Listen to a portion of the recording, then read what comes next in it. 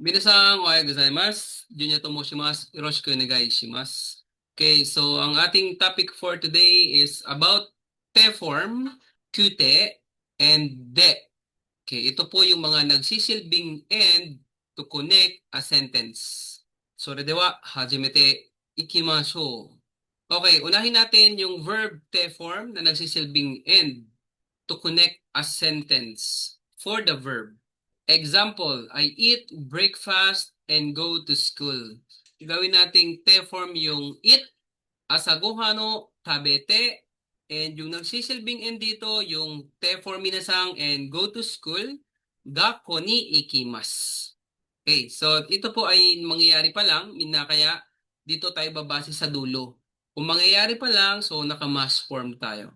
Pero dito sa gitna, always te form po yan. Kasi nga siya ay nagsisilbing end for the verb. Okay, next example, I met a friend and watched movie. So dito is a past tense na nangyari, mina. Pero yung gitna mo, yung te form mo, nanatiling te form yun. Tomodachi ni yatte, nanggaling kay aimasu minasang, yung te form ni aimasu is atte. Then next mong ginawa is watch movie. Egao mimashita. So dito tayo nagba-base kung ito ay past tense na or future or etc. The next natin, I want to study Japanese and pass the JLPT.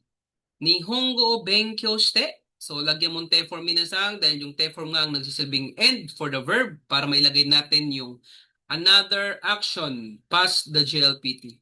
JLPT ni gokaku shitai desu. So dito naka-tie for naman tayo dahil I want to study. Okay, so dito sa tie for minasang dapat in order po yung pagkakagawa dito. Katulad dito, unahin mo yung Nihongo Benkyou shite. Ito yung una mong gustong gawin at susunod naman. Okay, so pwede rin naman po natin gawing tatlo. No? I want to study Japanese and pass the JLPT and work to Japan. So dagdagan lang natin. Nihongo benkyou shite, JLPT ni gokaku shite, Nihon de hatarakitai desu. Si kute naman ang nagsisilbing end for the e-adjective. Okay, example, this girl is beautiful and have a good personality. Kono onna wa, this girl, utsukushi. So may parenthesis yung I dito kasi nga iuumit natin yan. So pag naumit si I, then put kute. So mangyari, magiging ganito yan.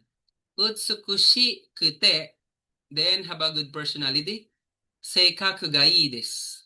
Next, the festival was boring and there were few people. Sono matsuri wa sumaranai, omit the I for the E adjective. Sumarana, then put kute. Sumarana kute, then there were few people. Hito ga sukunakatta desu. Dahil past tense na siya.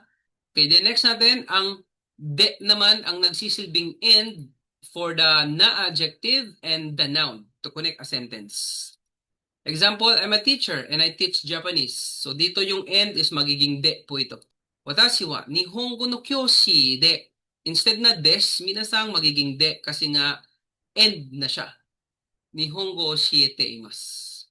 Next, this book is easy and good study material. So dito naman is an adjective, easy. Yung end dito, yung des na magiging de.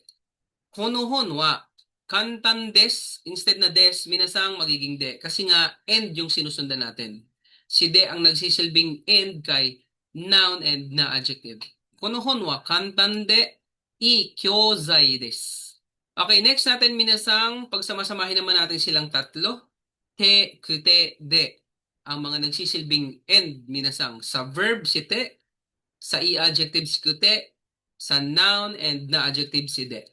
Example, that restaurant is famous and clean and the food is delicious. So I went with friends, ate a lot, and had a fun time. Unahin natin yung that restaurant is famous. Ano restaurant wa yume de. Okay, so instead na magde-des ka, yume de, kirei de, at meron pa ulit, and the food is delicious. Kirei is an adjective, kaya put de. Habimono ga oishi, si oishi is an e adjective, kaya umit the I and put kute. Habimono ga oishi kute, so I went with friends. Tomodachi to iso ni itte for the verb te form and put ate a lot. Taksan tabete, had a fun time. 楽しい時間を過ごしました。終わりました、みんな。そう、じゃあ、またね。